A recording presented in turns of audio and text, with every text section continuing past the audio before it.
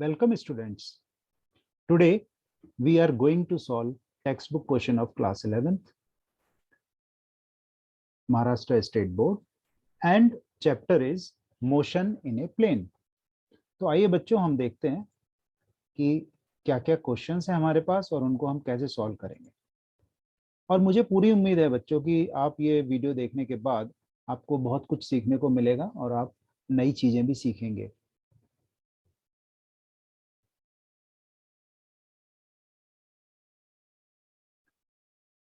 पहला क्वेश्चन है an object thrown from a moving bus is an example of। अब बच्चों हम सभी जानते हैं कि अगर हम किसी भी ऑब्जेक्ट को किसी हाइट से नीचे फेंकते हैं तो उसमें एक हॉरिजॉन्टल कंपोनेंट है वेलोसिटी का, और ये मोशन कैसी हो रही है बच्चों, अंडर ग्रेविटी, यानी कि हमारे पास एक यूनिफॉर्म एक्सेलरेशन भी है। तो जब इस तरह की मोशन होती है जहां पर इनिशियल वेलोसिटी भी है और यूनिफॉर्म मोशन भी है, यूनिफॉर्म एक्सेलरेशन भी है, तो हमारा जो मोशन है वो प्रोजेक्टाइल मोशन के अंडर में आता है। तो ये हमारा ऑप्शन जो है वो है projectile motion. This is the right answer. Projectile motion is the right answer. अब बच्चों देखो नेक्स्ट क्वेश्चन क्या दिया हुआ है। The next question is for a particle having a uniform circular motion which of the following is constant. तो हमेशा आप याद रखो students, during uniform circular motion the object always move in a circular path with constant और uniform speed. तो हमारा answer A correct है। जहां तक वेलोसिटी, डिस्प्लेसमेंट और एक्सेलरेशन का सवाल है बच्चों, ये तीनों क्वांटिटी वेक्टर क्वांटिटी हैं और वेक्टर क्वांटिटी के पास मैग्नीट्यूड भी होता है और डायरेक्शन भी होती है। अब वेलोसिटी का मैग्नीट्यूड और एक्सेलरेशन का मैग्नीट्यूड तो कांस्टेंट है, लेकिन डायरेक्शन कांस्टेंट नहीं है, वो हर पॉइंट पे बदल रही है। जब पार्टिकल सर्कुलर पाथ पे मूव करता है बच्चों, तो direction of velocity and acceleration both are changing at every instant, and therefore the only constant parameter during the uniform circular motion is speed। तो ये बच्चों बात आपको याद रखनी है। चलिए अब नया नेक्स्ट क्वेश्चन देख लेते हैं। नेक्स्ट क्वेश्चन में बच्चों बोल रहे हैं ये लोग कि the Bob of conical pendulum undergoes. तो ये बात आप नोट कर लो कि अगर हमारा एक ऐसा सिस्टम है जिसमें हमने एक मास को एक स्ट्रिंग से बांधकर एक फिक्स पॉइंट से हमने हैंग किया हुआ है, उसको लटकाया हुआ है हमने कहाँ पर, ये हमारा फिक्स्ड पॉइंट है, लेट अस से दिस पॉइंट इज पी, और इस पॉइंट से हमने इस मास को एक स्ट्रिंग की सहायता से लटका दिया है और हमने उसको हॉरिजॉन्टल सर्किल में हम उसको मूव करवा रहे हैं। तो ये जो मोशन है ये अंडर हॉरिजॉन्टल सर्कुलर मोशन के अंडर में आएगी, यानी कि ये जो हमारा ऑब्जेक्ट है ये यूनिफॉर्म मोशन करेगा हॉरिजॉन्टल सर्किल में। इसीलिए हमारा यहाँ पर ऑप्शन जो है वो बी करेक्ट है। ठीक है बच्चों, तो ये बात आपको समझ में आ गई होगी कि जो कोनिकल पेंडुलम है it is nothing but an example of uniform motion in a horizontal circle। अब यहाँ जो नया क्वेश्चन है बच्चों इसमें दिया है for uniform acceleration in rectilinear motion which of the following is not correct. तो आप ध्यान से देखो बच्चों, ये जो तीन स्टेटमेंट दिए है ना, velocity time graph is linear, ये तो सही बात है। जब यूनिफॉर्म एक्सेलरेशन होता है तो हमारा वेलोसिटी टाइम ग्राफ लीनियर होता है, तो ये स्टेटमेंट तो करेक्ट है। अब दूसरा स्टेटमेंट क्या है, acceleration is the slope of velocity time graph, ये भी सही है। By definition acceleration is the slope of velocity time graph. और तीसरा स्टेटमेंट है the area under the velocity time graph equals displacement, ये स्टेटमेंट भी बिल्कुल सही है। तो ये तीनों स्टेटमेंट्स करेक्ट हैं। हमको क्वेश्चन में क्या पूछा है कि स्टेटमेंट कौन सा सही नहीं है, तो इन चारों स्टेटमेंट में से जो ऑप्शन डी जो दिया हुआ है velocity time graph is non linear, this statement is the wrong statement. Because अगर मेरा time velocity time graph non linear है तो एक्सेलरेशन टाइम ग्राफ भी वेरिएबल आएगा, और हमारा यहाँ पे क्वेश्चन दिया है यूनिफॉर्म एक्सेलरेशन, दैट मीन्स हमको एक्सेलरेशन हमेशा कांस्टेंट ही चाहिए यहाँ पर। तो इसके लिए तीन स्टेटमेंट जो दिए हैं A B C they are correct और डी हमारा गलत है, और इसीलिए ये राइट आंसर है। क्योंकि उन्होंने जो गलत आंसर है वही पूछा है हमसे, तो तो हम बोलेंगे यहाँ पे डी हमारा राइट आंसर है। तो ये बात आप ध्यान रख लो, नॉन यूनिफॉर्म एक्सेलरेशन में, सॉरी यूनिफॉर्म एक्सेलरेशन के अंदर हमारी वेलोसिटी ग्राफ हमेशा लीनियर होती है। अब ये लीनियर स्लोप पॉजिटिव भी हो सकती है और लीनियर स्लोप नेगेटिव भी हो सकती है, लेकिन अगर एक्सेलरेशन कांस्टेंट है, या तो पॉजिटिव एक्सेलरेशन होगा या नेगेटिव एक्सेलरेशन, बोथ केसेस में हमारा वेलोसिटी ग्राफ लीनियर ही आएगा। ये बात आप अच्छे से याद रखिए। अब ये जो नेक्स्ट क्वेश्चन है बच्चों, if the three particle ABC are having velocity VA, BB and BC, which of the following formula give the relative velocity of A with respect to B? तो बच्चों ध्यान रखो, by definition itself, by definition of relative velocity, the velocity of A with respect to B, यानी कि हम पहले A लिखते हैं और उसके बाद में B लिखते हैं, that is the mean, इसका मतलब है हम velocity A की देख रहे हैं B के रेफरेंस में, और इसका फॉर्मूला होता है बच्चों VA माइनस VB, और इसीलिए यहाँ पर आंसर हमारा सही है नंबर सी, ये हमारा सही आंसर है BA माइनस BB। ये तो सीधा सीधा फॉर्मूला बेस्ड क्वेश्चन था, तो इसमें तो कोई परेशानी नहीं होनी चाहिए आपको समझने के लिए, ये बाय डेफिनेशन ही हमारी क्वेश्चन तुम्हारा हो जाएगा। अब हम न्यूमेरिकल क्वेश्चंस की तरफ बढ़ते हैं बच्चों, जहां पर दिया हुआ है an aeroplane has a run of 500 metre to take off from the runway. तो यहाँ पर बच्चों ये दिया हुआ है कि एक एरोप्लेन है जो at t is equal to 0 पर हम उसकी वेलोसिटी u 0 मान लेते हैं, और ये भी अज्यूम कर लेते हैं कि वो ओरिजिन से स्टार्ट हो रहा है, यानी कि हमारा रेफरेंस एक्सिस भी हमको मिल गया, और हमको t is equal to 0 पे वेलोसिटी ऑलरेडी उन्होंने बोला हुआ है, aeroplane has a run of 500 metre to start off from the runway and it starts from rest. तो बच्चों जो हम बात करते हैं इट स्टार्ट्स फ्रॉम रेस्ट, इसका मतलब ही होता है u is equal to 0। Start from rest का मतलब ही है बच्चों u is equal to 0, means initial speed और इनिशियल वेलोसिटी इज 0। अब उसके लिए फॉर्मूला हमारे पास पहले से ही है, v average is equal to v plus u divided by 2। जब मोशन अंडर यूनिफॉर्म एक्सेलरेशन होती है तो ये फॉर्मूला हमको मालूम है, इस फॉर्मूले को यूज करके हम यहाँ से फाइनल स्पीड निकाल सकते हैं, और ये बहुत इजी सम है, इसमें सारी क्वांटिटी हमको दी गई है, हमको फाइनल स्पीड निकालनी है। तो ये तो पहला मेथड था। सेकेंड मेथड में हम second equation of motion use कर सकते हैं, जहां पर x minus x zero is equal to u t plus half a t square, ये फॉर्मूला हम यूज कर सकते हैं। इसमें हमको सारी क्वांटिटी मालूम है, x दिया हुआ है 500, x जीरो हमको मालूम है दैट इज इनिशियल पोजीशन, तो हमने इनिशियल पोजीशन पहले से ही एज्यूम कर लिया था। इनिशियल पोजीशन हमने क्या माना था बच्चों, इनिशियल पोजीशन माना था x zero is equal to 0, यानी कि हमने स्टार्ट ही रेस्ट से किया और ओरिजिन से किया, तो हमारा ओरिजिन 0 0 पे था स्टार्टिंग में। तो अगर हम ये इक्वेशन यूज करेंगे बच्चों, तो हम ये क्वांटिटी यहाँ पे पुट कर सकते हैं जो क्वेश्चंस में दिए हैं। 500 हमने ले लिया डिस्प्लेसमेंट, फाइनल डिस्प्लेसमेंट यानी कि जो डिस्टेंस उसने रन किया प्लेन ने बिफोर टेकिंग ऑफ, ये हमने 500 हमको मालूम है। Initial position is 0 and acceleration of gravity, acceleration is already I mean unknown है, तो हमको यहाँ से एक्सेलरेशन मिल जाएगा।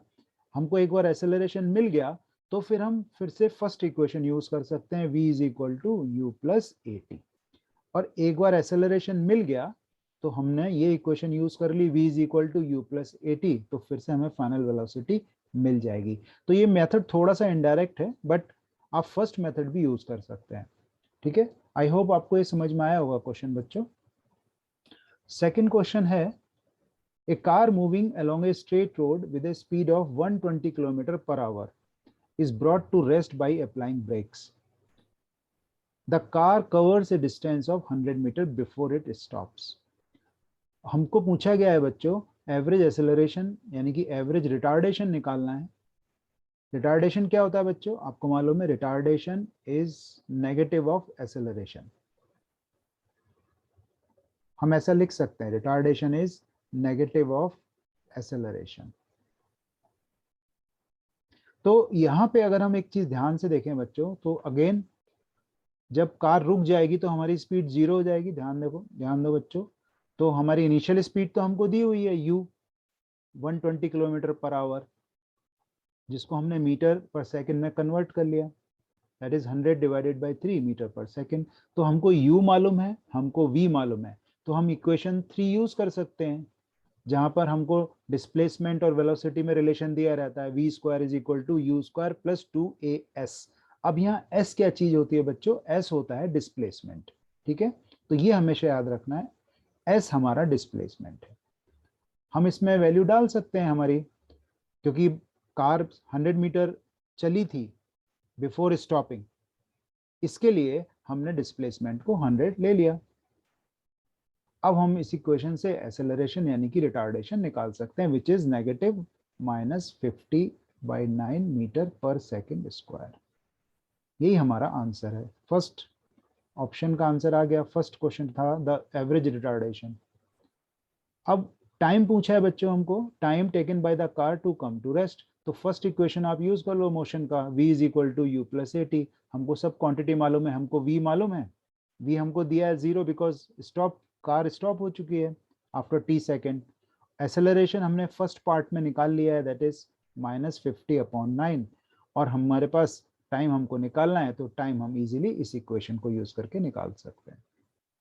u आप यहाँ वैल्यू रख दीजिए, u की value 100/3 minus this is the acceleration, और v की वैल्यू तो आपने 0 रखी थी, u हमको पहले से ही मालूम है, क्वेश्चन में दिया है 100/3, तो हमको टाइम भी मिल गया स्टॉपिंग का। तो ये जो क्वेश्चंस थे ना, question first and second of the numericals, they are based on equation of motion.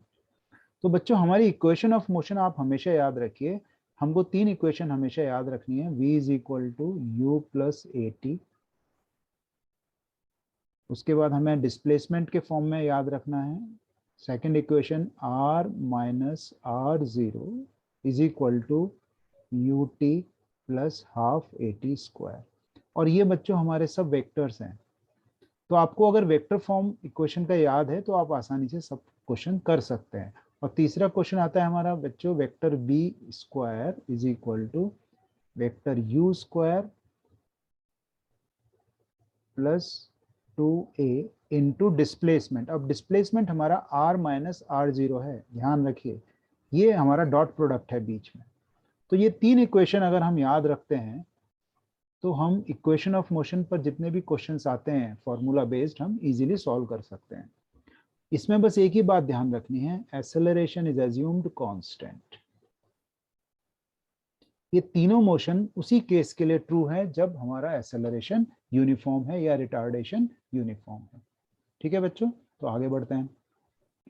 अब ये तीसरा जो सवाल था ना बच्चों, ये बहुत ही सिंपल सवाल है, ये स्पीड के ऊपर है, एवरेज स्पीड के ऊपर है, जहां पर हमको फॉर्मूला पहले से ही मालूम होता है। कैसा है फॉर्मूला एवरेज स्पीड का? आप सब लोगों को अच्छे से मालूम है, total distance covered divided by total time interval. और हमेशा अच्छा तरीका ये होता है बच्चों की, जो टोटल डिस्टेंस है ना, उसको हम जितने टाइम इंटरवल दिए हुए हैं उतने में हमें पहले डिवाइड कर लेना है टोटल डिस्टेंस को। जैसे मान लो मेरे पास टोटल डिस्टेंस हमारा ये था, टोटल डिस्टेंस जो मैंने आपको पिक्चर में दिखाया ना यहाँ पर, ये मेरा टोटल डिस्टेंस है। इसको मैंने यहाँ 3 भागों में बांटा है, 3 पार्ट्स में बांटा है। क्यों? क्योंकि यहाँ ऊपर सवाल में दिया हुआ है, क्वेश्चंस में दिया हुआ है कि ये मोशन 3 पार्ट में हो रहा है।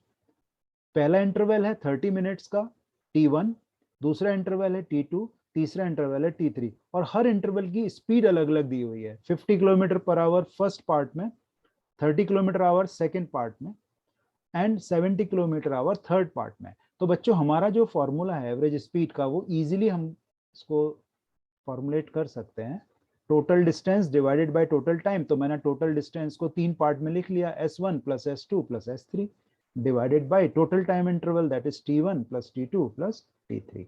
और जब हम इसको एक्सपेंड करेंगे, हमारा डिस्टेंस का फॉर्मूला होता है टाइम इनटू वेलोसिटी, तो जब हम इसको यूज करेंगे v1 t1 plus v2 t2 plus v3 t3, तो हमारे फाइनल फॉर्मूला बन के रेडी हो जाएगा।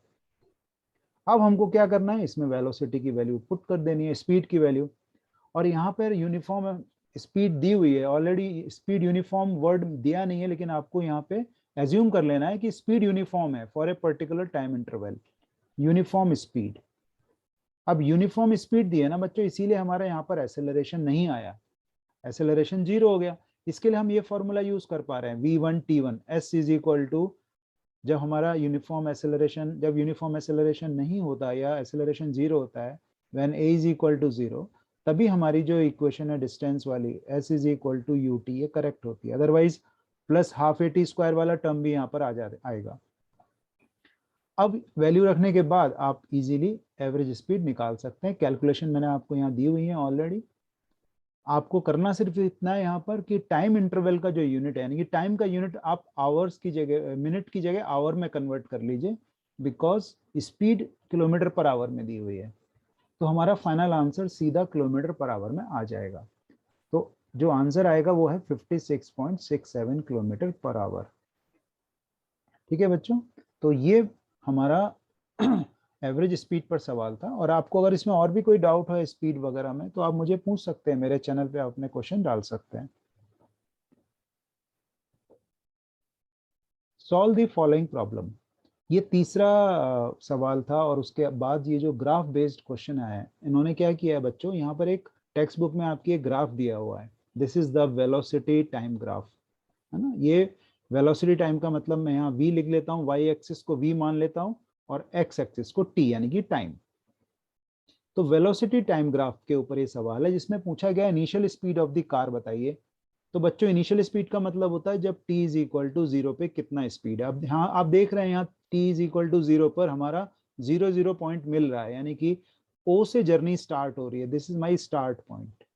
तो obviously speed is 0, initial speed is 0।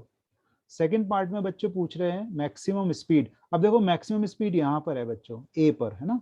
तो क्योंकि आफ्टर 3 सेकेंड हमारा पार्टिकल 0 से ए पर आ गया, तो अब हमारी मैक्सिमम स्पीड 20 मीटर पर सेकेंड डायरेक्टली हम इस ग्राफ से पढ़ सकते हैं। हमको स्केल भी दिया हुआ है मीटर पर सेकेंड में, तो हमारा जो आंसर होगा 20 मीटर पर सेकेंड होगा। So this is part B. Third part में पूछा है part of the graph showing 0 acceleration. अब बच्चों यहाँ देखो आप ए बी पार्ट देखो, ए बी पोर्शन देखो, इस ए बी पोर्शन में बच्चों देर इज नो स्लोप, तो हमारा एक्सेलरेशन 0 है, क्योंकि अगर वीटी ग्राफ में कुछ भी स्लोप आएगा तो वो एक्सेलरेशन दिखाएगा।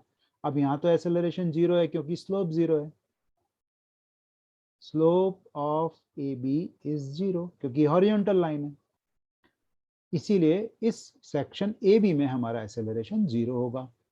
फिर पूछा है बच्चों उन्होंने part of the graph showing constant retardation. मैंने आपको पहले भी बताया था, इससे पहले क्वेश्चन में शायद बताया था कि रिटार्डेशन क्या होता है बच्चों। रिटार्डेशन का मतलब है नेगेटिव एक्सेलरेशन। अब आप यहाँ देखिए नेगेटिव स्लोप हमको मिल रही है किसकी, बीसी की। BC part has negative slope, therefore it represent retardation. तो हमारा सेक्शन बीसी या पार्ट बीसी ये हमारा नेगेटिव स्लोप दे रहा है बच्चों, क्योंकि आप इसका अगर एंगल देखेंगे टी एक्सिस के साथ तो ये 90 से ऊपर है, दिस थीटा, क्योंकि जब टेन थीटा आपका 90 के ऊपर, यानी कि टेन थीटा की वैल्यू नेगेटिव आएगी, थीटा 90 के ऊपर है। थीटा 90 के ऊपर होने से क्या होगा बच्चों, ये सेकंड क्वाड्रेंट में आ जाएगा और उसकी वजह से टेन थीटा नेगेटिव हो जाएगा, और नेगेटिव स्लोप का मतलब है रिटार्डेशन। ठीक है बच्चों, आई होप आपको ये एडिशनल इंफॉर्मेशन आपको समझ में आ गई होगी। अब लास्ट पार्ट था distance travelled by the car in first 6 second. तो अब हमको क्या करना है बच्चों, ये पार्ट हमेशा ध्यान रखो कि वेलोसिटी टाइम ग्राफ का जो एरिया है वो हमको डिस्प्लेसमेंट देता है, लेकिन यहाँ पर मोशन की डायरेक्शन चेंज नहीं हो रही है, एक ही डायरेक्शन में मोशन चल रही है, क्योंकि वेलोसिटी सब जगह पॉजिटिव है, तो कहीं भी मोशन की डायरेक्शन बदल नहीं रही है। तो इसका जो डिस्प्लेसमेंट और डिस्टेंस है वो इक्वल हो जाएंगे। तो हमको फर्स्ट 6 सेकंड निकालना है, यानी कि triangle A O E and ये जो हमारा रेक्टेंगल है ए बी डी ई, ये हमको इसका एरिया हमको निकाल लेना है। बस ये वाला एरिया रेक्टेंगल का और ये ट्राइंगल का एरिया, ये मिलके हमको मिलेगा displacement which is equal to distance travelled in 6 second. तो इसका एरिया अगर आप कैलकुलेट करेंगे, जो भी यहाँ क्वांटिटी दी हुई है, अगर आप ध्यान से देखो, इस ट्राइंगल का एरिया आएगा 20 into 3 divided by 2, that is half into base into height, plus rectangle का एरिया 3 इंटू 20 यानी कि 60। 3 is the time duration, 3 second is the time duration, 20 is the velocity. तो आपको सीधे सीधे आंसर मिल जाएगा 90 मीटर. तो total distance covered in 6 second is 90 metre. अगर वो आपसे पूछते कि 8 सेकेंड में यानी कि एंड तक O से C तक का डिस्टेंस बताओ, तो आप क्या करते बच्चों, ये पूरा जो ट्रेपेजियम है 0 OABC O यानी कि पूरे ट्रेपेजियम का एरिया हमको निकालना पड़ता है. यानी कि इसमें हमें एक ट्राइंगल का ये वाला एरिया और जुड़ जाता है जो यहाँ पर आपको दिख रहा है ना BCD, ये ट्राइंगल का एरिया हम और ऐड कर सकते थे अगर उन्होंने पूछा होता तो. अभी हमको पूछा नहीं है. लेकिन एक चीज आपको हमेशा ध्यान रखनी है, the area under VT graph is nothing but the displacement of the body during that time interval. जितने टाइम इंटरवल के लिए हमको डिस्प्लेसमेंट निकालना है उतने टाइम के लिए हमको एरिया देखना है. ठीक है, चलो अभी हम आगे बढ़ते हैं. बच्चों ये सवाल जो है प्रोजेक्टाइल मोशन के ऊपर है. यहाँ पर हमको क्या दिया हुआ है देखो, यहाँ पर बच्चों दिया है a man throws a ball to a maximum horizontal distance of 80 metres, calculate the maximum height reached. अब बच्चों हमको यहाँ पर रेंज दी हुई है, 80 metre is nothing but the maximum range a particle can achieve in this example. तो हमको मालूम है बच्चों रेंज का फॉर्मूला क्या होता है, R is equal to U square sine 2 theta, U square into sine 2 theta divided by G. अब अगर हम ध्यान से देखें तो ये पूरी वैल्यू मैक्सिमम कब होगी, जब हमारा साइन 2 थीटा मैक्सिमम होगा. और साइन 2 थीटा कब मैक्सिमम होगा, जब साइन 2 थीटा की वैल्यू 1 होगी. और साइन 2 थीटा की वैल्यू 1 कब होगी बच्चों, जब 2 थीटा की वैल्यू 90 डिग्री होगी या फिर थीटा की वैल्यू 45 डिग्री होगी. यानी कि 45 डिग्री के लिए हमारी रेंज मैक्सिमम होती है. ये हमने प्रोजेक्टाइल मोशन में पहले ही सीखा हुआ है. ठीक है, तो थीटा इज इक्वल टू 45 आप रख दीजिए, इस इक्वेशन में रख दीजिए. ठीक है, आपको मिलेगा U स्क्वायर अपॉन G, यानी कि R max is U square upon G. और ये किसके बराबर दी हुई है बच्चों, 80 मीटर के बराबर दी हुई है हमको. तो हमको हम यहाँ पर वैल्यू डायरेक्टली मिल गई, U स्क्वायर अपॉन G की वैल्यू 80 मीटर मिल गई. अब हम इस वैल्यू को यूज कर सकते हैं किसके लिए, टू फाइंड मैक्सिमम हाइट. अब हाइट का फॉर्मूला आपको मालूम है, देखो हाइट का फॉर्मूला क्या होता है बच्चों, U square into sine square theta divided by 2G. अब U square into sine square theta upon 2G, इसमें से हमको थीटा की वैल्यू मालूम है 45 डिग्री. U स्क्वायर G आपने पहले ही निकाल लिया ऊपर गिवन कंडीशन से, which is equal to U square G कितना दिया हुआ है हमको 80. तो U स्क्वायर अपॉन 2G कितना हो जाएगा 80/2 यानी कि 40. अब हम इसको यहाँ यूज कर लेंगे, आप इसको यूज कर लीजिए 40. और यहाँ पे हमने पहले से ही साइन स्क्वायर थीटा की वैल्यू कितनी होगी, देखो आप यूज करो, ये आएगा देखो U स्क्वायर साइन स्क्वायर 45 यानी कि U square into 1/2, sine 45 is 1/√2, उसको स्क्वायर करेंगे 1/2 हो जाएगा डिवाइडेड बाई 2G. और जब हम U स्क्वायर 2G की वैल्यू 40 रख देंगे और उसका हाफ कर देंगे तो आंसर हमको मिलेगा 20 मीटर. यानी कि रेंज का 1/4 हाइट जो है, मैक्सिमम हाइट मैक्सिमम रेंज की 1/4 होगी. कब, when theta is equal to 45 degree. At theta is equal to 45 degree, H max is always equal to R max divided by 4. ये फॉर्मूला भी आप याद कर सकते हैं अगर आपको आगे जाके इस पे सवाल मिल सकते हैं आपके बोर्ड में. और ये अगर आपको याद रहा तो वेल एंड गुड, अदरवाइज ये फॉर्मूले तो आपको याद करने ही पड़ेंगे. R is equal to U square sine 2 theta divide by G range, and height का formula U square into sine square theta divided by 2G. तो ये दोनों फॉर्मूले अगर आप याद रखते हैं तो इजीली आप इनका रिलेशन निकाल सकते हैं. एंगल आपको दिया रहेगा एग्जाम में. अब देखिए बच्चों ये थोड़ा सा डिफिकल्ट सवाल था, बट इतना भी डिफिकल्ट नहीं है कि आप ना निकाल पाओ. इसमें हमको पूछा गया है कि एक projectile, a particle is projected with speed v0 at a angle theta. तो हमारा रेगुलर प्रोजेक्टाइल ही है ये, ठीक है, जिसको हमने प्रोजेक्ट किया है थीटा एंगल पर, जिसकी वेलोसिटी हमने ली है बच्चों v0. अब यहाँ पर ये जो वेलोसिटी v0 ली है ना बच्चों, इस v0 वेलोसिटी का रेंज हमको पहले से ही मालूम होता है. और आपने पिछले एग्जाम्पल में देखा ही है, रेंज आपको मालूम ही है.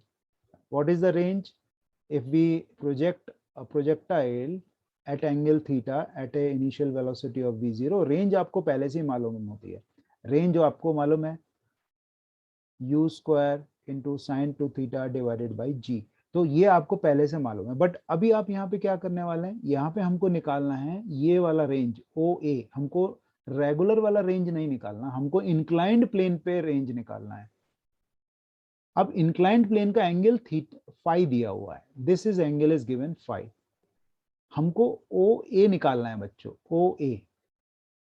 हमको ओरिजिनल वाला रेंज नहीं निकालना, क्योंकि ओरिजिनल वाला अगर हम रेंज निकालते तो वो कुछ कहीं यहाँ पर आएगा, एक्स एक्सिस में कुछ यहाँ पर आएगा, वो जो जिसका फार्मूला हमको मालूम है ना, u square sine two theta divided by g, वो यहाँ पर आएगा, वो r ये वाला है। लेकिन अब हमको तो ये पैराबोलिक पाथ हमको दिया हुआ है ऑलरेडी, ये वाला प्रोजेक्टाइल मोशन में हमको मालूम है what is the path, y is equal to tan theta x minus gx square divided by 2v square cos square theta. ये हमारा ट्रेजेक्ट्री का इक्वेशन होता है बच्चों।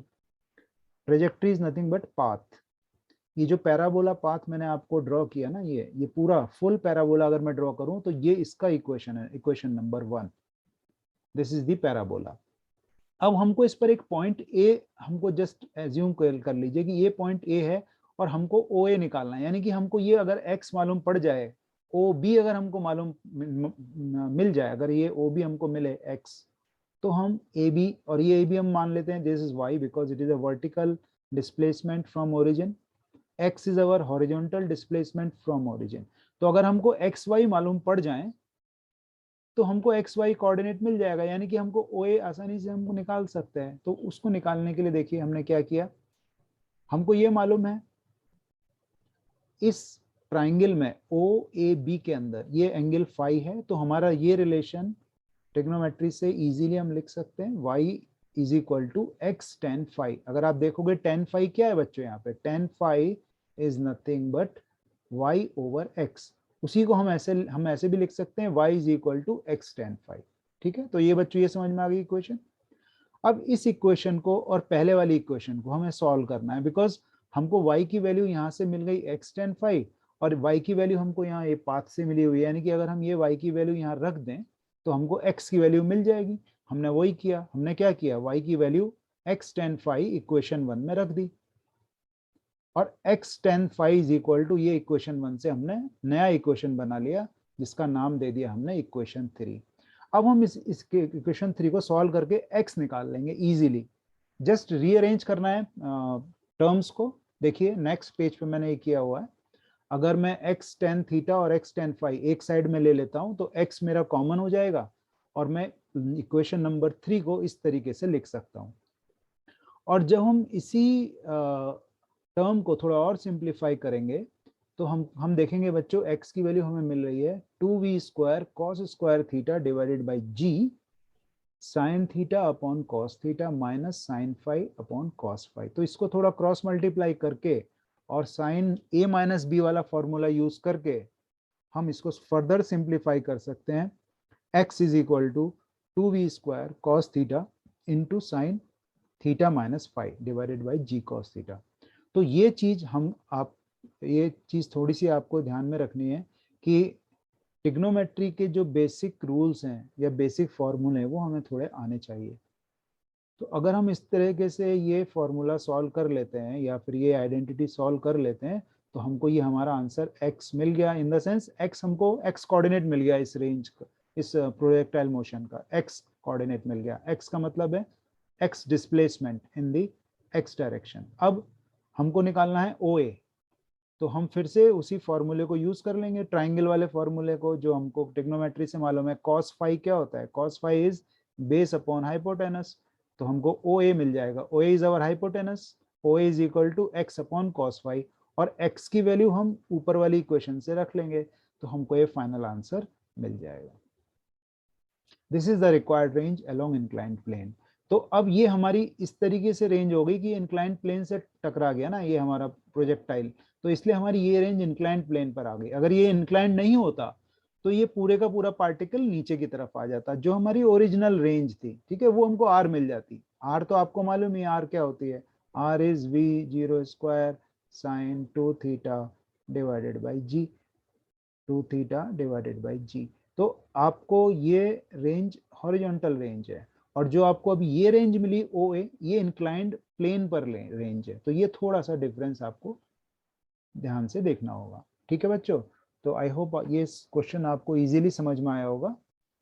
ये बहुत ही ट्रिकी क्वेश्चन है सिंपल, थोड़ा सा ट्रिग्नोमेट्री की आइडेंटिटी यूज करेंगे अगर आप, तो शायद ये इजी हो जाएगा। ठीक है बच्चों। अच्छा, फिर से अब ये सवाल आया है, ग्राफ बनाने के लिए आया है बच्चों। ये इसमें उन्होंने हमको कई वेलोसिटीज और टाइम के इंटरवल्स दिए हुए हैं, और उस पर डिफरेंट डिफरेंट वेलोसिटीज दी हुई है। तो अगर आप इस क्वेश्चन को ध्यान से पढ़ेंगे बच्चों, और ये मैंने राइट साइड में उसके लिए टेबल बना दिया आपको, यानी कि time to t is equal to 0 पर स्पीड मैंने यहाँ बताई है 0 टू 10 सेकेंड पार्टिकल एसेलरेट। तो यहाँ पर एसेलरेशन आएगा, और उस एसेलरेशन में हमारी वेलोसिटी लीनियर ग्राफ, यानी कि एसेलरेशन कांस्टेंट है। तो यूनिफॉर्म एसेलरेशन से हमारा पार्टिकल एक पर्टिकुलर स्पीड पे पहुंच जाएगा 0 से 20 पे। फिर 10 टू 230 सेकेंड पर कांस्टेंट स्पीड से हमारी ट्रेन चल रही है। यहाँ पे ट्रेन चल रही है 2 स्टेशन के बीच में। जब कांस्टेंट स्पीड से बच्चों ट्रेन चलती है, यानी कि एसेलरेशन है 0। तो ये छोटी छोटी बातें आपको याद रखनी है। कांस्टेंट स्पीड का मतलब होता है एसेलरेशन 0। यूनिफॉर्म एसेलरेशन का मतलब है एसेलरेशन कांस्टेंट। जब एसेलरेशन कांस्टेंट होता है तो वेलोसिटी लीनियर होती है, ये हम पहले ही देख चुके हैं। जब हमारा एसेलरेशन टाइम ग्राफ अगर आप देखेंगे, अगर एसेलरेशन टाइम ग्राफ हमारा कांस्टेंट है, acceleration time graph constant acceleration दिखाता है, तो हमारी जो वेलोसिटी होती है वो लीनियर होती है। अगर मैंने नेगेटिव दिखाया ना आपको, ये एरिया, ये माइनस ए दिखाया, तो वेलोसिटी नीचे की तरफ है। अगर हम पॉजिटिव में कांस्टेंट एसेलरेशन देख रहे हैं ए टी, तो हमारी वेलोसिटी किधर जाएगी बच्चों? हमारी वेलोसिटी ऊपर लीनियर होगी, बट होगी हमेशा लीनियर ही। यानी कि जब कांस्टेंट एसेलरेशन होता है तो ग्राफ लीनियर होता है। ये हमने क्वेश्चन 1 में भी देखा था, जहां मल्टीपल चॉइस क्वेश्चंस थे, वहां पर इस पे सवाल आया था। ठीक है बच्चों। अब ये सारी कंडीशन जो मैंने यहाँ टेबल में दी है, आप ध्यान से पढ़ सकते हैं बच्चों। और ये पढ़ने के बाद जो ग्राफ है वो कुछ नेक्स्ट पेज पर इस तरीके से होगा। ये ग्राफ निकल के आया जो गिवन कंडीशन है। अब हमको पूछा गया था distance from station A to B निकालना है। तो हमारा स्टेशन ए जहां 0 है वहां से शुरू होता है। अब हमको ये एरिया निकालना था ए से, फिर हमारा पी पे गया, ये फर्स्ट पार्ट था। फिर यहाँ पे कांस्टेंट वेलोसिटी यानी कि 0 एक्सेलरेशन था, फिर रिटार्डेशन हुआ। ठीक है, तो ये स्टेशन बी तक आ गया। अब फिर हमको पूछा गया था कि बी और सी के बीच में डिस्टेंस निकालो। तो बी पे कुछ देर खड़ी रही ट्रेन, बी पे कुछ देर खड़ी रही ट्रेन। अब बी से ये आगे बढ़े, मान लो ये पॉइंट आर था, और ये बी पे खड़े रहे ना, तो ये लेटर बी रहेगा। यहाँ बी पर हमको स्टॉप दिखाया कि train 10 second 20 second 20 second stop, मतलब वहां पे रुकी रही, ट्रेन रुकी थी स्टेशन पे बी से। फिर यहाँ आर आ गया, फिर स्पीड पकड़ ली, मतलब उसने क्या किया, एसेलरेट किया। B to R is the acceleration, uniform acceleration. तो वेलोसिटी हमारी लीनियर है। फिर हमारा आर टू एस यानी कि कांस्टेंट एसेलरेशन है, यानी कि 0 एसेलरेशन है, तो स्पीड हमारी कांस्टेंट है। एसेलरेशन 0 मतलब स्पीड कांस्टेंट। अब फिर एस से टी पर आ गए हम, या सॉरी सी पर आ गए नए स्टेशन पे, दिस इज नेक्स्ट स्टेशन। तो यहाँ रिटार्डेशन है एस सी के बीच में, ये रिटार्डेशन है बच्चों। नेगेटिव स्लोप पहले भी हम कर चुके हैं। ठीक है, तो इसका डिस्टेंस निकालना है। फिर से हमने वही चीज करनी है, क्या, एरिया निकालना पड़ेगा बच्चों। वीटी डायग्राम हमको क्या देता है, डिस्प्लेसमेंट। तो हमको अगर डिस्टेंस निकालना है तो इस ये वाला ट्रेपेजियम का एरिया ए और बी के बीच का डिस्टेंस स्टेशन, और जो दूसरा ट्रेपेजियम है ये हमारा बी और सी के बीच का डिस्टेंस। तो इस तरीके से हम डिस्टेंस कैलकुलेट कर सकते हैं इजीली। इसमें कोई बड़ी कैलकुलेशन नहीं है, ये तो आप ग्राफ से इजीली कैलकुलेट कर सकते हैं। मैंने कैलकुलेशन यहाँ ऑलरेडी दी हुई है, आप एक बार इसको देख लीजिए। स्टॉप करके वीडियो को पॉज करके देख सकते हैं, रिवाइज करके देख सकते हैं, वापस रिवाइंड करके देख सकते हैं। अब बच्चों ये सवाल इन्होंने जो दिया है वो है हमारा रिलेटिव मोशन के ऊपर है। A train is moving eastward at 10 meter per second. Waiter is walking eastward at 1.2 meter per second. and a fly is flying towards the north across the waiter tray at 2 meter per second. What is the velocity of fly relative to earth?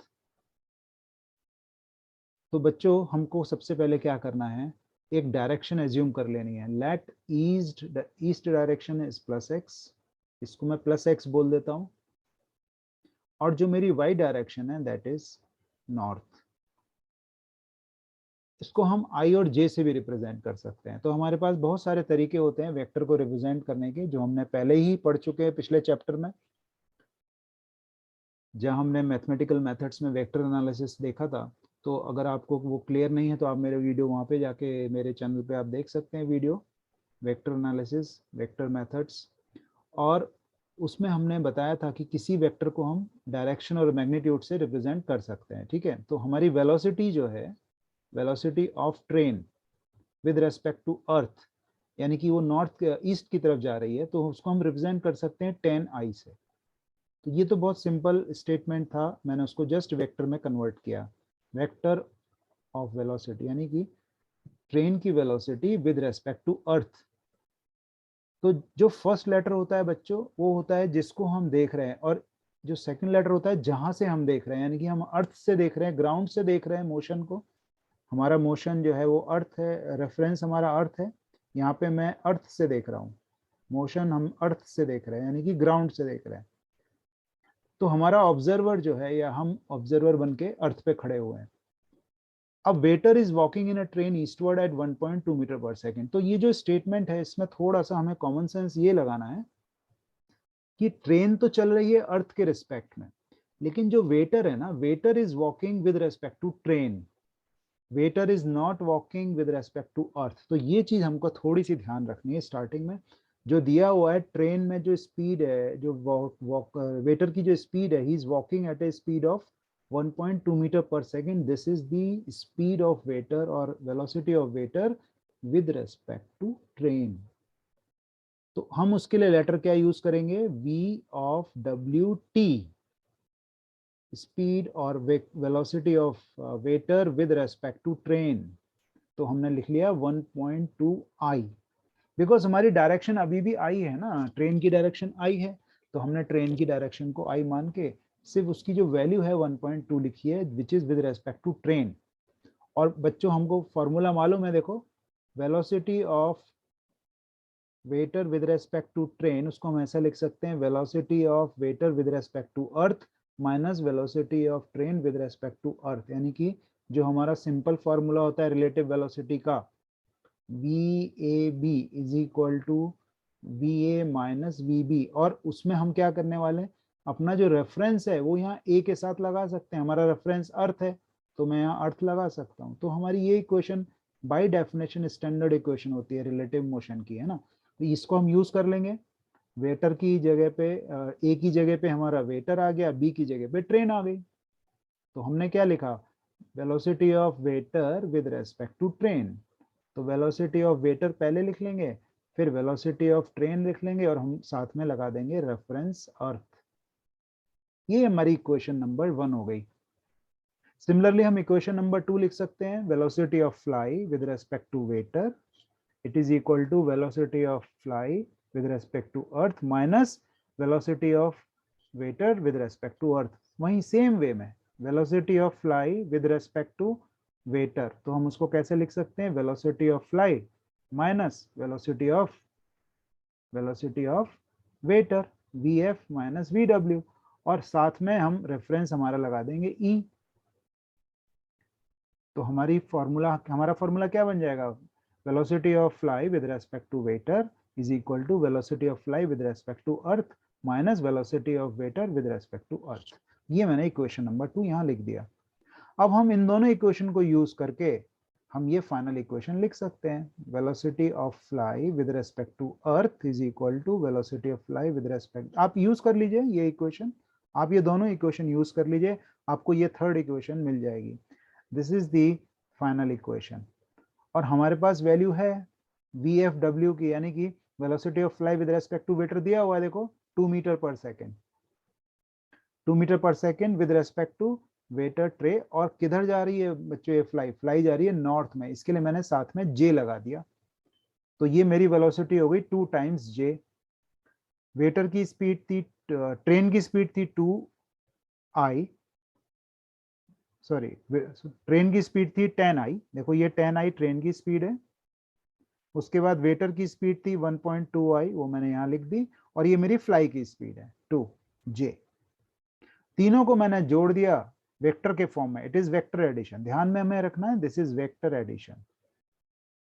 मतलब i का component i के साथ add होगा और j का component j के साथ add होगा, ठीक है। और जब हम उसको ऐड कर लेंगे तो हमको ये फाइनल वेक्टर मिलेगा 11.2i plus 2j। This is the vector which we wanted. This is what velocity vector of fly relative to earth. यही है हमारा VFE। अब हमको आंसर पूछा है मैग्नीट्यूड ऑफ वेलोसिटी, क्योंकि वेलोसिटी का मतलब है मैग्नीट्यूड ऑफ वेलोसिटी निकालना है हमको। वेक्टर के फॉर्म में आंसर नहीं पूछा है। अगर हमको आंसर वेक्टर के फॉर्म में पूछा होता तो दिस इज द आंसर। अब इसी आंसर से हम मैग्नीट्यूड भी निकाल सकते हैं यूजिंग मैग्नीट्यूड ऑफ वेक्टर वाले फॉर्मूले को लेके, एक्स कंपोनेंट का square plus y square, x square plus y square, यानी कि हम एक्स कंपोनेंट का स्क्वायर करेंगे प्लस वाई कंपोनेंट का स्क्वायर करेंगे और उसका अंडर रूट ले लेंगे, ठीक है। तो हमको मिलेगा मैग्नीट्यूड ऑफ फाइनल वेक्टर। अब ये हमारा वेक्टर का मैग्नीट्यूड आ गया, and that means 11.38 which is रफली इक्वल टू 11.4 मीटर पर सेकंड, जो आपके बुक में आंसर दिया हुआ है, पर सेकंड है, सॉरी। अब एंगल निकालना है, डायरेक्शन निकालनी है, तो आपको tan थीटा यूज कर लो। tan theta is equal to vertical component divided by horizontal component of vector, जो हमने वेक्टर में पढ़ा था, उससे आपको एंगल भी निकल जाएगा। आपको थोड़ा सा ये लॉग टेबल या tan का टेबल दिया रहेगा एग्जाम में, उससे आप tan इनवर्स 0.1786 निकाल सकते हैं, जिसकी वैल्यू 10.1 डिग्री आएगी। यही हमारा आंसर है। तो बच्चों, रिलेटिव वेलोसिटी के सवाल निकालने के लिए आपको ये फॉर्मूला हमेशा याद रखना है जो मैंने यहाँ लिखा है। Velocity of A B is equal to velocity of A with respect to B, यानी कि बी हमारा रेफरेंस है। आपस में एक दूसरे से हम जो रिलेटिव वेलोसिटी निकाल रहे हैं उसको हमें फॉर्मुलेट करना है with respect to some fixed reference, ठीक है, जो हमने अर्थ ले लिया यहाँ पे, ठीक है। तो आप इस चीज को थोड़ा सा ध्यान से पढ़ें, relative velocity, otherwise question is very very easy. Solve the following problem. अब ये प्रॉब्लम बच्चों यूनिफॉर्म मोशन का, यूनिफॉर्म सर्कुलर मोशन का है, which is very very straight forward, because UCM के अंदर जो फॉर्मूले आपके बुक में दिए हुए हैं उसी को यूज करके हमने ये सवाल निकालना है। और इसमें कुछ ज़्यादा उन्होंने घुमाया नहीं है आपको, सब वैल्यूज दी हुई है। स्पीड की वैल्यू दी हुई है 50 मीटर और टाइम पीरियड दिया हुआ है 40 second. Time complete to one revolution is nothing but time period of the circular motion. तो हमको मालूम है AC क्या होता है बच्चों, AC is the centripetal acceleration is equal to v square upon r। ये फॉर्मूला हमें मालूम है। अब वेलोसिटी की वैल्यू हमें पहले से मालूम है तो हम उसको यूज कर लेंगे, लेकिन रेडियस मालूम नहीं है ना बच्चों, तो उसको थोड़ा सा हमें इनडायरेक्टली निकालना है। कैसे, देखो v अपॉन r लिख सकते हैं इसको, और एक हमारे पास वेलोसिटी ऊपर और बच गई तो v लिख दिया। और v अपॉन r क्या होता है, omega, angular speed, which is equal to omega into v. तो अगर हमारा एक्सेलरेशन इस फॉर्म में आ जाता है ओमेगा इंटू वी और वी इंटू ओमेगा, ये हमारा मैग्नीट्यूड है, okay, magnitude of acceleration, this is the magnitude of acceleration. तो मैग्नीट्यूड ऑफ एक्सेलरेशन आप ऐसे लिख सकते हैं डब्ल्यू ओमेगा इंटू वी और वी इंटू ओमेगा। ये मैग्नीट्यूड आप इंटरचेंज कर सकते हैं लेटर को। जब ये वेक्टर फॉर्म में होता है तब आप ऐसा नहीं कर पाओगे, बिकॉज वेक्टर फॉर्म में आपको ऑर्डर का ध्यान रखना है, ठीक है। अभी हम मैग्नीट्यूड की बात कर रहे हैं, तो magnitude is only V omega V और V omega, we can write anything. And now अभी आप इसको देख लो, ओमेगा की वैल्यू होती है 2 पाई अपॉन टी, क्योंकि हमको टाइम पीरियड भी दिया है तो हम इसको वहां रख देंगे। AC is equal to v into omega की वैल्यू रख दो 2 पाई अपॉन टी। अब इस वाली इक्वेशन में, इसमें यहाँ पर इक्वेशन ऑलरेडी आपके लिए बना दी है, इस इक्वेशन में आप वेलोसिटी की वैल्यू और टाइम पीरियड की वैल्यू रख लीजिए और आपको ये कैलकुलेशन इजीली मिल जाएगी और ये आपका आंसर आ जाएगा। This is the centripetal acceleration. तो बेसिकली आपको सिंपल यूसीएम वाले क्वेश्चन में फॉर्मूले याद रखना ही जरूरी होता है बस। सो ये तीनों फॉर्मूले आप याद कर सकते हैं। और यूसीएम के लिए हमारा ये फॉर्मूला और भी इम्पोर्टेंट है, because omega is equal to 2 pi upon t. हम इसको ऐसे भी लिख सकते हैं बच्चों, 2 पाई इंटू फ्रीक्वेंसी, बिकॉज अगर टाइम पीरियड नहीं दिया होगा कहीं कहीं पे तो फ्रीक्वेंसी दी होती है। Frequency is number of revolution, और यहाँ दिया है नंबर ऑफ रेवोल्यूशन के लिए कितना समय लग रहा है। तो फ्रीक्वेंसी और रेवोल्यूशन आपस में, फ्रीक्वेंसी और टाइम पीरियड आपस में रेसिप्रोकल होते हैं, ये तो आपको मालूम ही है, ये तो फॉर्मूला आपको मालूम है, frequency is nothing but 1 upon time period. तो ये चीजें आपको बेसिक बेसिक सिर्फ याद रखनी है, और जहां जो क्वांटिटी दी है उसको यूज करके फॉर्मूला थोड़ा सा बदल लेना है। ठीक है बच्चों, तो हम आगे बढ़ते हैं। यहाँ पे फिर से एक छोटा सा सवाल है, particle moves in a circle with a constant speed. देखो फिर से वही फॉर्मूला लगा है, AC is equal to V² upon R। अब यहाँ पे फिर से आपको स्पीड दी हुई है बच्चों और रेडियस दी हुई है, तो आपको अभी यहाँ कुछ कन्वर्ट ही नहीं करना, कुछ भी नहीं करना है, आपको सीधे V की वैल्यू रख देनी है, R की वैल्यू रख देनी है, और आपको सीधे फॉर्मूले से आंसर आ जाएगा। हमको सिर्फ सेंट्रीपिटल एक्सेलरेशन निकालना है। ठीक है बच्चों, तो सेंट्रीपिटल एक्सेलरेशन का फॉर्मूला आप हमेशा याद रखेंगे, AC इज इक्वल टू V²अपॉन R। और ये बच्चों मैं फिर से दोहरा रहा हूँ, ये मैग्नीट्यूड है एक्सेलरेशन का। ओके, इसकी डायरेक्शन क्या होगी, towards centre of circular path. तो जब हम डायरेक्शन के साथ लिखते हैं कोई क्वांटिटी तो फिर वो वेक्टर हो जाती है, तो वेक्टर फॉर्म में हम इसको डायरेक्शन के साथ लिख सकते हैं।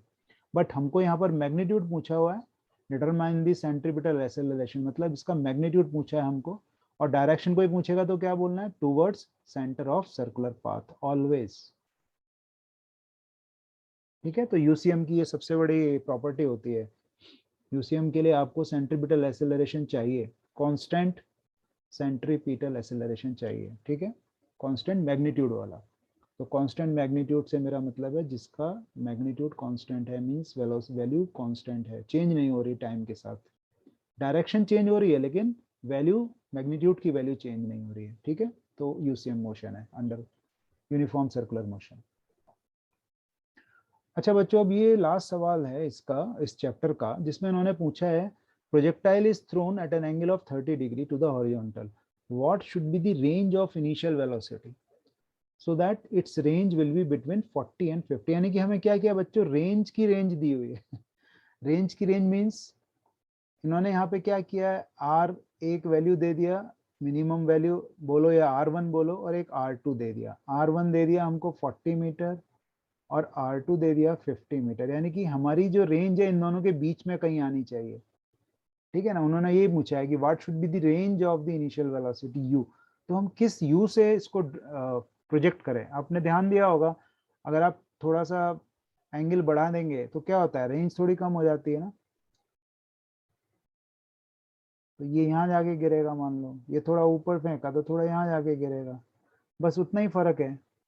तो वही उन्होंने पूछा है कि ये रेंज के लिए हमारी ये वेलोसिटी की वैल्यू क्या होगी। मान लो इसकी वेलोसिटी जो भी यहाँ पर u0 और इसकी वेलोसिटी है 0.1, दिस इज u0.2।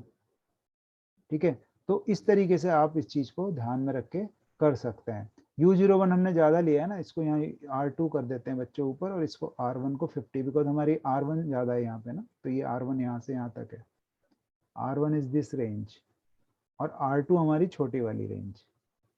तो हम उसके लिए हमको इनिशियल वेलोसिटी निकालनी है। आंसर बहुत सिंपल है, आंसर सिंपल यही है बच्चों की, रेंज का फॉर्मूला यूज कर लो आप, u² sin 2θ upon g, range की वैल्यू रख दीजिए 40 50, दोनों तरफ क्रॉस मल्टीप्लाई करके u की वैल्यू, आप u² की वैल्यू निकाल लीजिए। u² की वैल्यू आ जाएगी हमारी 400 divided by sine 60 degree, this is 60 degree. Okay, ये थोड़ा सा टाइपिंग मिस्टेक है शायद यहाँ पे, ये 60 डिग्री है बच्चों। ठीक है, दिस इज 60 डिग्री। ओके, तो 60 डिग्री, थीटा की वैल्यू 30 है ना, तो 2 थीटा हो जाएगा 60 डिग्री। तो ये टाइपिंग मिस्टेक है, आप इसको इग्नोर करो, और इसकी साइन 60 डिग्री के लिए इसकी वैल्यू आ जाएगी 461.88 लेफ्ट साइड में लिमिट, और राइट साइड में जो वैल्यू आएगी 577.35 u² की। अब आप दोनों साइड का स्क्वायर रूट ले लीजिए, आपको स्क्वायर रूट लेने के बाद आपका आंसर डायरेक्ट आ जाएगा 21.49 मीटर पर सेकंड से लेके 24.03 मीटर पर सेकंड, यानी कि ये हमको रेंज मिल गई इनिशियल वेलोसिटी की। ठीक है बच्चों, तो अब उन्होंने यही चीज पूछी हुई है कि यही पूछी हुई थी रेंज क्या है, तो दिस इज अवर रेंज। तो आई होप बच्चों आपको ये क्वेश्चंस अच्छे से समझ में आए होंगे, और आपको कोई डाउट है तो आप मेरे चैनल पे अपना क्वेश्चन भेज सकते हैं, और अगले चैप्टर के लिए अभी हम नया वीडियो लेकर आएंगे। तब तक आप इस वीडियो को देखिए, अपनी नॉलेज बढ़ाइए, और मैं बाकी और भी वीडियोस डालने वाला हूँ, और बहुत सारे वीडियो ऑलरेडी हमारे चैनल पर हैं, आप उसको देख सकते हैं और आपके नॉलेज को बढ़ा सकते हैं। अगर आपको ये वीडियो अच्छा लगा हो, इजीली समझ में आया हो, तो आप इसको सब्सक्राइब करें, लाइक करें, फ्रेंड के साथ शेयर करें, and stay tune with this channel easy physics concept, जहाँ पर आपको नए नए कंसेप्ट मिलते रहेंगे। Thank you.